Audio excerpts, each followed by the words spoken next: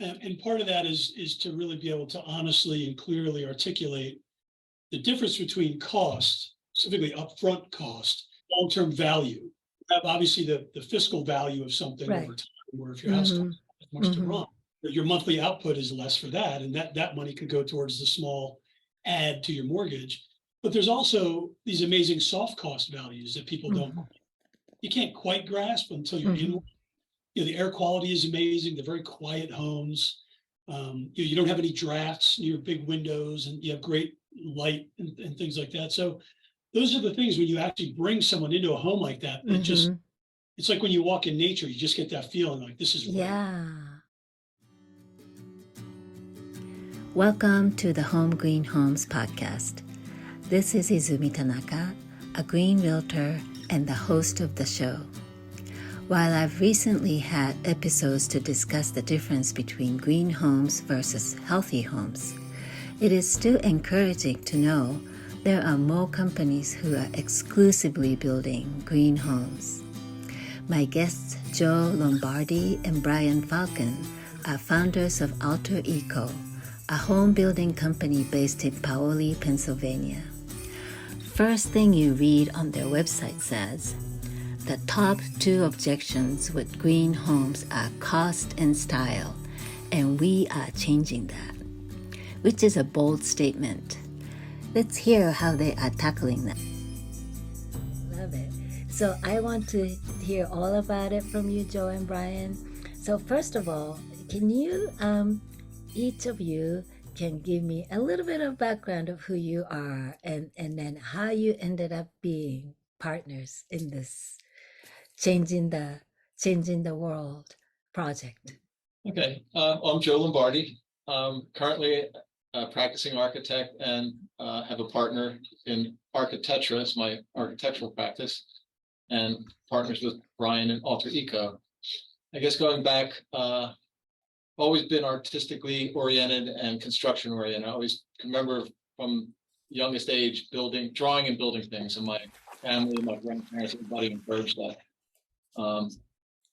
Became an architect, almost also a musician, and so and all those things. But became an architect, and the first architect I worked for, really a mentor of mine, was very interested in energy efficiency and things like that. He went to Rensselaer back in the probably 50s, and they were working with SIPs back then, structural insulated panels. So that's how it went around. So while I was with him, he wanted to start a prefabricated housing company doing super insulated houses with SIPs. But so we worked on a business plan back then. Never really panned out, but I had that in the back of my head for a long time. Then Brian and I ended up working together, where I kind of became his mentor at an architectural firm we both worked at. We both left there, and in my architectural practice, I was always trying to implement a lot of the green building and energy efficiency principles and materials, and it was always difficult because we weren't following through and being when the construction was actually happening. We'd do the drawings, builder would take over, talk to the client, they would, oh, well, we really don't need to put that insulation in here, or we don't need to do that. They didn't understand the fact that you're building a system and it has to all work together. So I decided that it was time to try to actually be the architect and builder so we could implement all these things. I see. And Brian was getting his master's in green architecture and sustainability, and had some other ventures he was working on. We decided to get together, and then that kind of formed the partnership, and we actually implemented and got some buildings built and proved that we could design and build this type of sustainable, green, energy efficient home very close to the same cost as what other builders are doing stick-built homes. So that's quite exciting, and you're really a pioneer. You've been doing this for a long time. I want to hear more about what it was like when you first started. But Brian, let me hear from you. What is your background? Yeah, so I was very fortunate, actually, when I was 2 years old, my family moved to Madrid, Spain.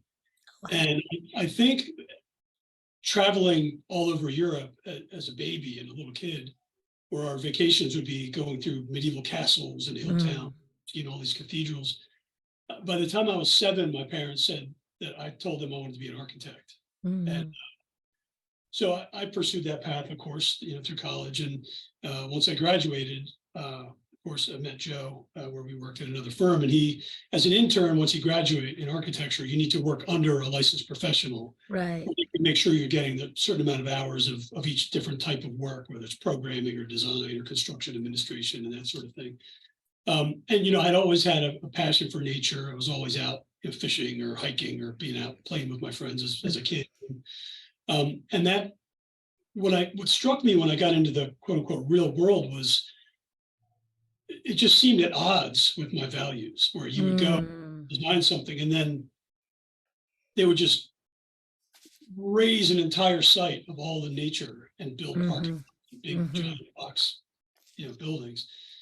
And then, so in the mid to late 90s, I made the decision that I was going to go to graduate school to study sustainability, which, in the late 90s, that was still sort of tree hugger talk, So University of Arizona had a program. They were one of the first schools that had a good sustainability program. That's where I went. Wow. And then my wife and I had a couple of kids, and we moved back here. And, from that point, I had a really strong passion for teaching others about sustainability. I became a lead accredited professional in 2004. A few years later, I got registered and then also pursued Passive House. I became a passive consultant. And around that time, Joe and I sort of reconvened and had these discussions, sort of shared frustrations about some of these setbacks, which we'll talk about, which really, I think, stem from a lack of understanding and education from different folks, whether it's clients or contractors or developers or whoever it might be, about why these things are so important and this concept of integrated design. Right. And again, the sum is greater than the individual parts. So we decided that the thing that was lacking, again, this is going back almost 10 years. I think it's progressed dramatically over that time. Back then, when we talked about the cost and style and these setbacks, was, to Joe's point, of a lot of times you would have, you'd hand off your drawings of a high performance building. And then again, there's some sticker shock because there's no understanding of why things back then cost much more. And then the contractor, trying to appease the client, would say, well, we could get cheaper windows, we could do this, we could get a cheaper ventilation system. And then your design for high performance is out the window. And then people don't understand why these buildings don't work the way they were designed. So it was really a shared frustration by ourselves of, well, when we hand it off, that seems to be where some of the problems arise. So that was the birth of Alter Ego, to solve those problems. Yeah. And so how long have you guys been doing this together now? So we started our discussions in either late 2013 or 14. Officially, legally became a business in 2015, right about this. So it's been 8 years at this point.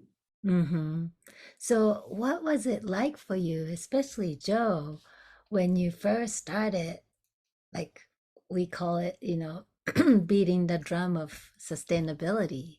Like, as you said, that in earlier time that there is a gap between your design and the execution, and that's where that kind of fell through.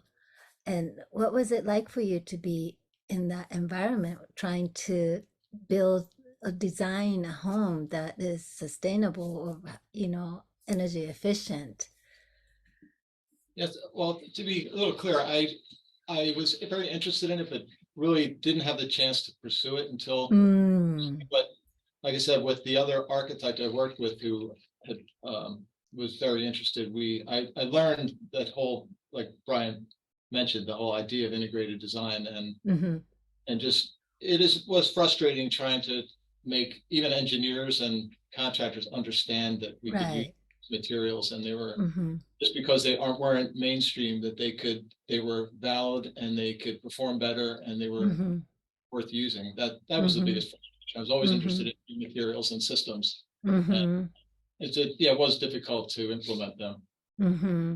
And what was that? Was that more from the contractor side, or was there more pushback from homeowners or whoever you were building the homes for? The homeowners usually didn't push back too much because they didn't understand as much. And it's Right. usually, it was the fact that the builder was used to a certain type system and want to stray from it. But like I said, I had pushback from structural engineers who didn't understand Right. that Right. the structural insulated panel could be structure and envelope and Mm-hmm. insulation, and they wanted to Mm-hmm. double up the structure. And so you end up Mm-hmm.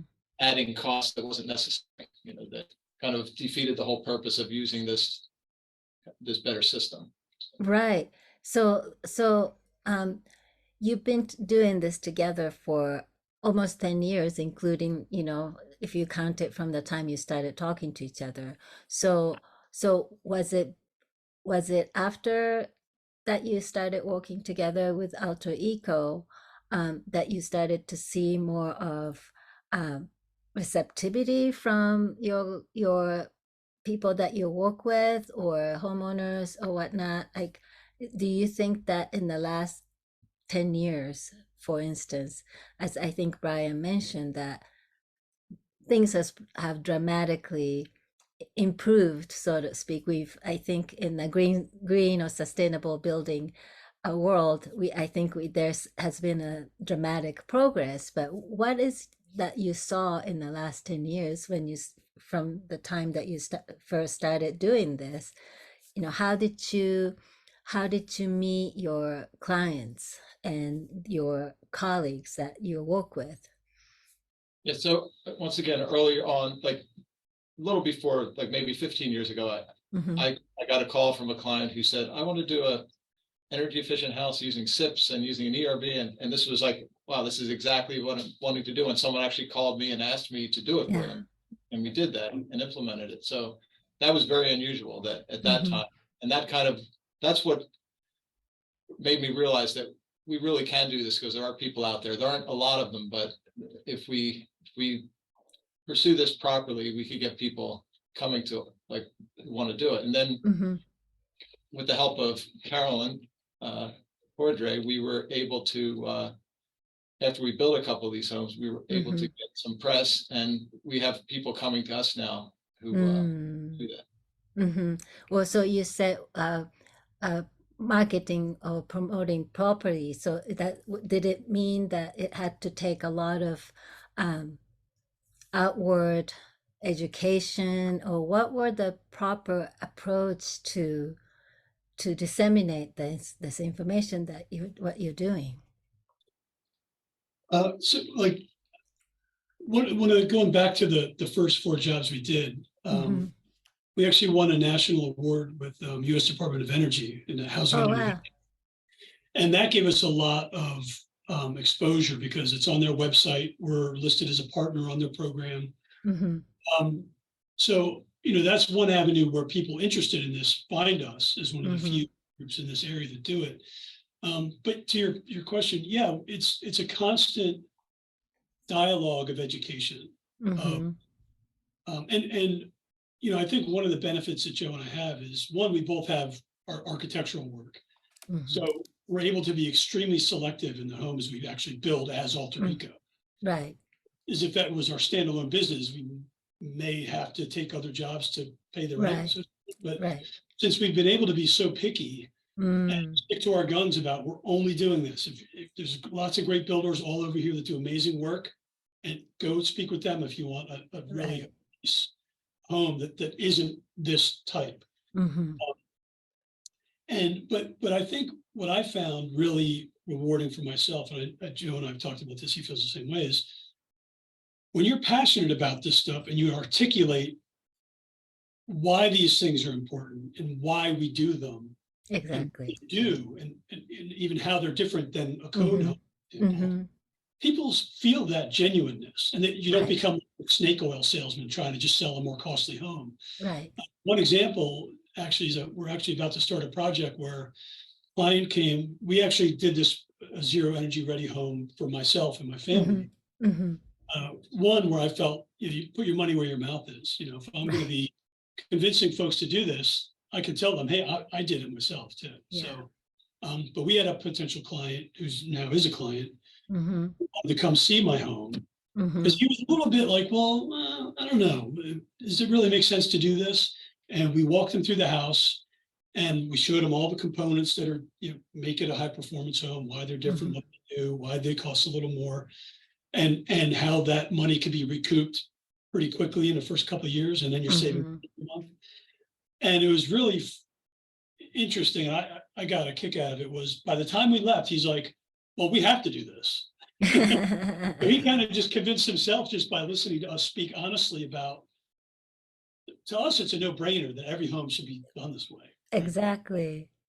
Right? Well, tell me some of the elements, like other than what you're talking about, the quietness and fresh air, when you had those people come through your homes, and a lot of the energy efficiency elements are, not, you can't see if you just walk in, right? Because it's inside the wall, or like a lot of things that we can't see.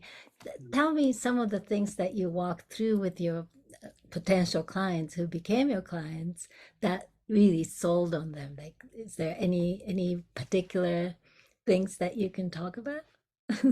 Sure. Usually what I start off with, Mm-hmm. is generally there's a few main components to Mm-hmm. these. There's a super insulated building envelope. So if you have a basement walls under your slab, if it's a slab on grade, you do added insulation. Your exterior walls, highly insulated, high performance windows, more insulation in your roof.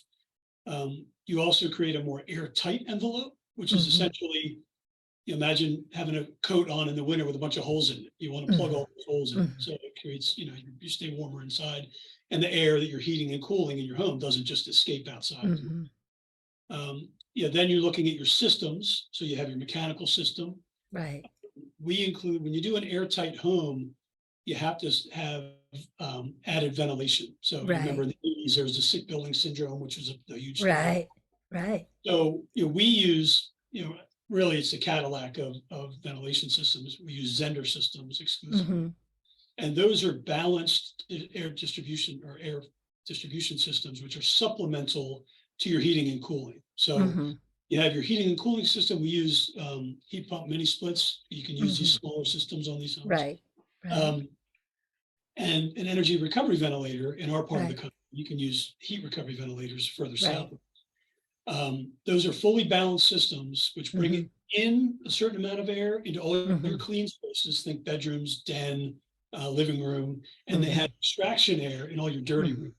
Think laundry rooms, bathrooms, kitchen, and it's fully balanced. Same amount in as goes out all the time. It's a low volume, quiet system. So you always have this really nice, clean filter air. Almost hospital level filtration in those systems. So we swear by them, we love them. Then of course you have a central water distribution system. So we try to design our homes to minimize lengths of run to any fixture. And what that does is that guarantees that you'll get hot water sooner. So you're not wasting energy heating water more than you have to. And then of course you're not wasting water if you're on city water. And we also implement heat pump water heaters, which are 3 times more efficient than a regular high performance water heater. Of course, that's one of the upfront costs. Those are quite a bit more expensive than water heater, but again, you get that money back very, very quickly. And of course, it's not really a big deal now, but 5-6 years ago when we were doing it, we did all LED lighting, which was sort of uncommon back then, pretty standard. And same with using like all Energy Star products and things like that. So really, you can find those anywhere. And we use, depending on the project, like in my home, we have all dual flush toilets, which again has a bigger impact if you are on city water. We have well and septic. I see. So really, again, it's more of a conversation piece that I show people. Like, this is how you can greatly save on your water use if you need to. So, and again, we also, on the tail end of the home, we would say, now depending on your site access, now you can put solar on them. So we just got a large 18 kW PV system installed on my home. We're waiting for it to get approved by the the Mhm. utility, but it's just about ready to go. So, Mhm. the goal is that all those systems and assemblies that we put in place minimize the load on the home to begin with. Right. So that's the goal, is try to use less energy, no matter if it's clean or dirty. Mhm. You could put a clean energy system, like a PV or something, Mhm. home, and it'll be half the size as if it was a code home or less. Right. Right. So those are some of the big picture things that we try to show people. Yes. So how do they come about in terms of the cost? Like your website says we're changing that, like cost and style. And how have you been able to mitigate that perception that green homes are more expensive and it has to be certain style? What were the things that you've done to kind of, I guess it's not mitigating per se, but convincing your clients or customers that the value of what you do? How did you change it? I think one thing that's helping that to happen is the fact that we're the architect and the builder. We can Mm-hmm. the, implement things as the designer and the builder uh, that a contractor may charge a lot more for, that is something we're used to. Like I one see. thing, a prefabricated panel system like we use, you Mm-hmm. have you have to design the building, send it off. They do what they call a shop drawing, where they take Mm-hmm. your design and they create a piece drawing of every part. We're used to reviewing those kind of things, whereas a lot of builders aren't. They see that as a hindrance. We see that as a way to make sure the project is exactly what you want it to be. So Mm-hmm. by using these systems, I think we've been able to control the cost a little better, Mm-hmm. because there's not a lot of waste, and Mm-hmm. so that was part of it, I think. Mm-hmm.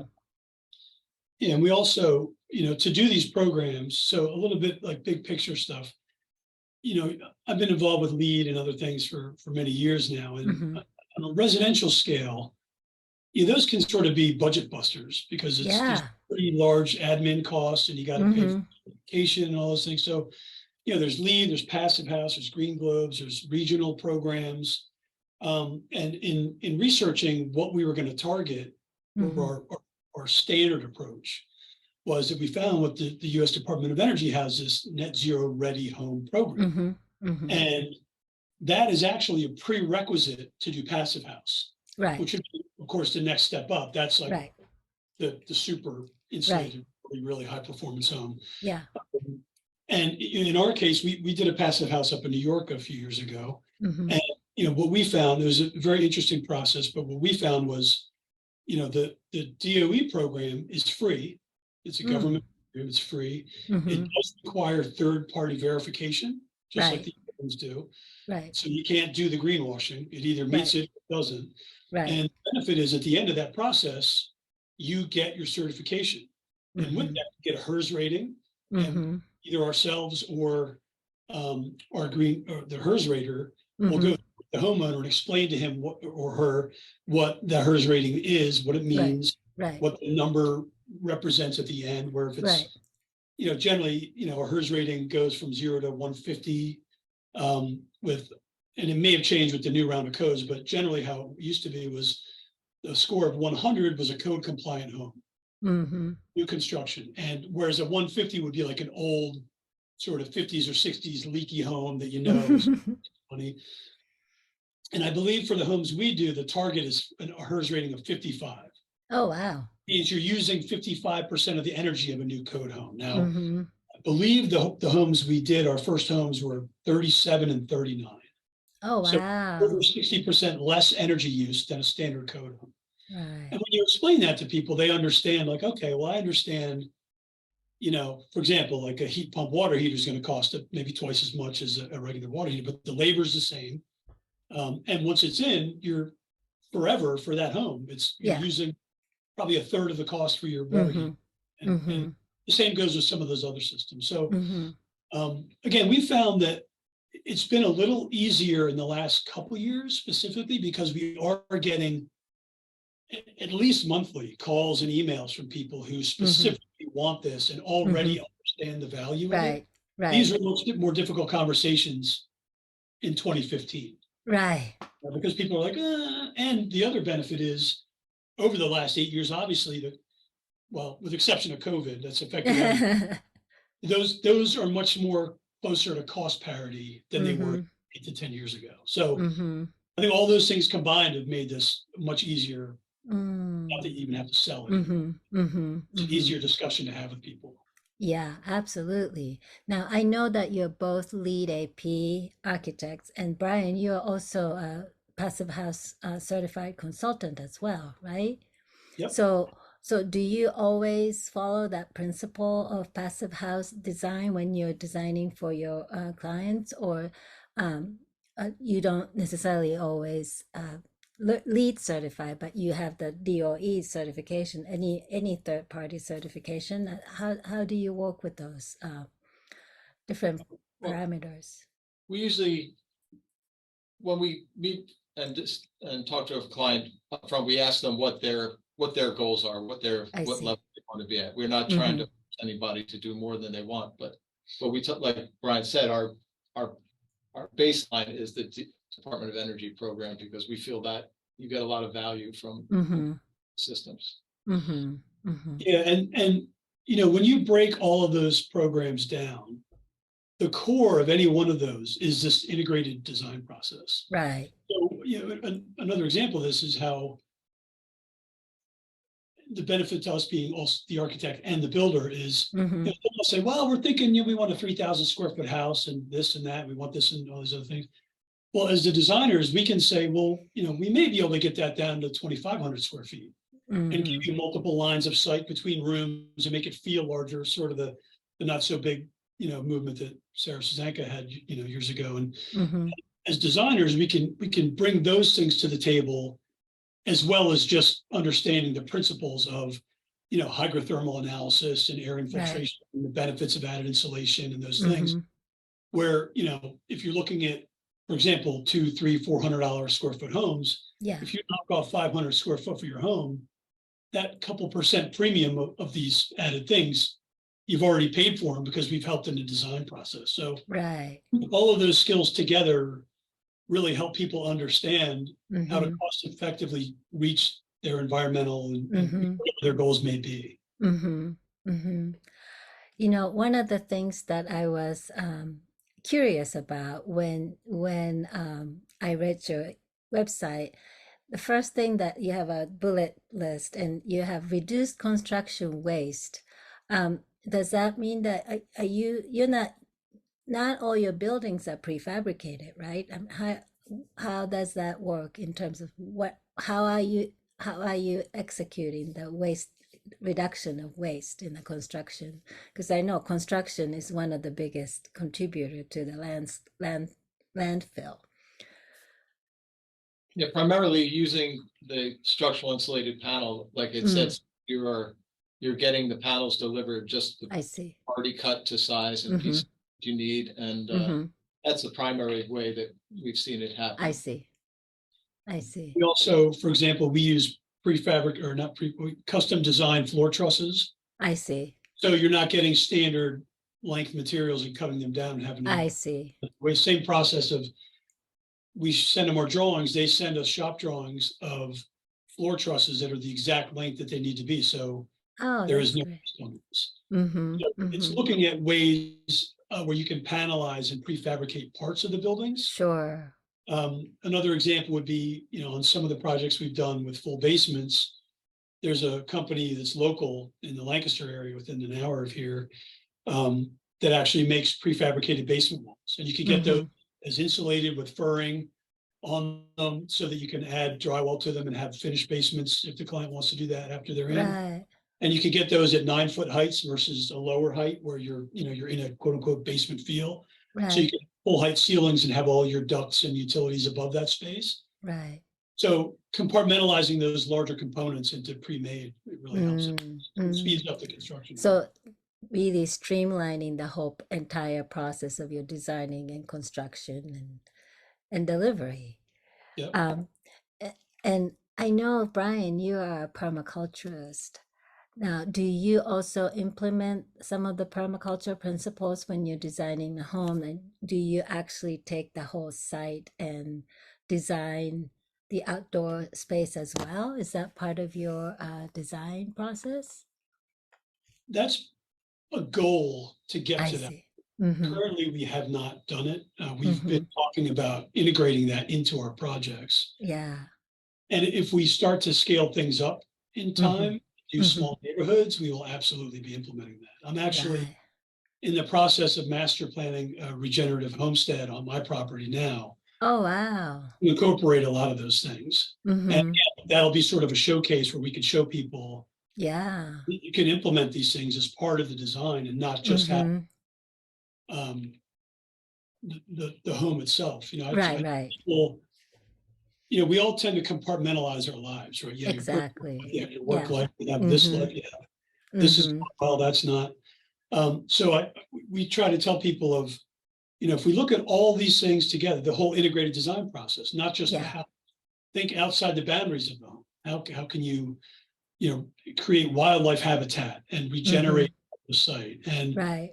create perennial food production on your Mm-hmm. property and Mm-hmm. food forest. And then Mm-hmm. that may be something where you could integrate with your community and be part of Mm-hmm. this that grows with your neighbors and Mm-hmm. you start a movement that does that. There's Mm-hmm. programs all over the nation that do those types of things. So Mm-hmm. that's like the next step of our goal as we sort of ramp up and expand the educational side of things. But yes, Yeah. like the Yeah. goal. I I I totally support you for doing Yeah, thank you. that. Now, so both of you, Joe and Brian, it, what do you see as this home industry as, for what we call green homes? When we say green homes, it's usually relating to sustainability of environmentally friendly homes. But what is your vision or how you see the trend of home building, from this time on? Do you see that the people are becoming more aware or more keen to seeking this kind of environment to live in? What's your take? I definitely see that. Like I said, for potential clients to call and ask for something that they never asked for before, it's Mm-hmm. encouraging.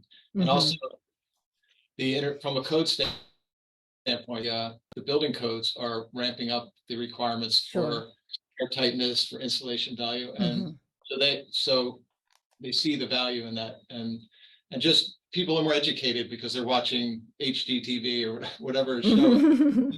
They see that a lot of these other countries and have been doing this forever and Yeah. do it too. And we should have more respect for the longevity of our buildings and things like that. Whereas I think Mm-hmm. the United States, we don't have that as much. And I think we need to have a building that can be there and um, provide the right environment for a longer period of time than we're used to. Yeah.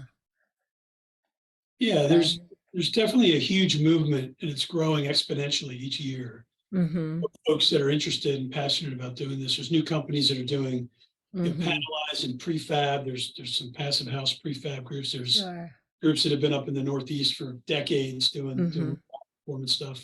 Mm-hmm. Uh, and now there's a big movement of the zero energy Yes. movement, commercially and residentially. I think the next step of this, as we're already starting to see and hear dialogue about, is the carbon footprint analysis. So, Mm-hmm. we're going to start seeing more and more analysis and criticism of types of building products and components that are not good for the environment. So, Mm-hmm. there's, the programs we've been using for the most part deal with the operational carbon. So when you're talking Right. about high performance or sustainable home, Yeah. generally we're looking at they cost less to operate. Right. The next step is looking at the embodied carbon of all the components of the Right. home Mm-hmm. and around it, and Right. how we can start to chip away from a benchmark of what we're doing now, Right. lower that over time to Yeah. get carbon neutrality Yeah. from the and Yeah. all the industries are doing it and people on the cusp of this world I think are starting to think about those things, and we've been having those dialogues as well. Mm-hmm. Mm-hmm. What would you say, Joe, if you were to speak to someone who is not at the cusp quite yet? You know, they're not thinking about the kind of things that we're talking about. If you were to give a pitch about building a home that's really green and sustainable, how would you say, what would you say? I'm gonna start by saying, don't you want to be the healthiest you can be, and for yourself and your family, and also how we want our planet to be healthy at the same time. Why wouldn't you want to breathe the cleanest air you can breathe in your home? Why wouldn't you want to not waste energy? You don't leave your door open intentionally, but by building Right. a empty house, essentially you're doing that. So I'd say by doing this, you're providing a healthy environment for your family Mm-hmm. for a longer period of time, and Mm-hmm. our health is it's kind of the most important thing we have. So why Mm-hmm. help our building and our planet important too? So Yeah, yeah, yeah. How about you, Brian? Yeah, I would, of course, say the same thing, and also, show people that these homes are going to last longer, they're going to be Mm-hmm. more comfortable, and they're going to cost less to operate. Mm-hmm. So, aside from the feel good of doing something that's good for the planet, Right. it's just better. It's more Yeah, comfortable, and it just. it's better all around. And I would invite them to my home. I would invite them to my home and show Yeah. them so they could sit in it and experience it for themselves, and Mm-hmm. let the home itself do the talking for me, because it's, Mm-hmm. I think we're at a point now where it really doesn't make sense not to do this. Right. Really. This isn't 1987, when Yeah. it's going to cost you 30% more. Or, one of the things that I, not to backtrack completely, but what I focused on in my master's research was, how do you bring this high performance concept to the masses? Because Mm-hmm. there's a huge movement with like natural homes and with permaculture, and you get these Mm-hmm. hardcore, really, really amazing people. But there's a lot of people that don't necessarily want to live in a straw bale home and have to Yeah. learn to patch the earth, Mm-hmm. plaster as it cracks over time, and Yeah. have that real interaction with their home. Some people do. Right. So how do you bring this level of performance and quality to people that are interested in it, but they don't want to change the way they live day to day? Exactly. I've had many candid conversations with friends and relatives that Yeah. say that. I go, I would support sustainability 100%, but I'm not changing the way I live. Yeah. So, and that's, you kind of got to educate people over time, and they'll Mm-hmm. take a journey to figure out how Mm-hmm. they may do that over time. But so our goal is using these programs to show people, well, you can change the world by saving 70% of your energy and polluting less, And you and don't have still to have a change. beautiful, nice home with Mm-hmm. kitchen and all that stuff. Right. So And you don't have to change the way you live anyway. exactly. Um, yeah. Well, I think you guys are making such a great contribution to this, and I'm so grateful for that. And how can people find you? And you work not necessarily just in Pennsylvania, right? That you do other outside of your area, or what are your market? yeah, we worked on a home in the Catskills of New York, which is a couple hours away, but that was a Mm-hmm. local client that wanted to build an additional home. So Mm-hmm. when we work out of our area, we provide maybe a different type of service, more of a Mm-hmm. management. Mm-hmm.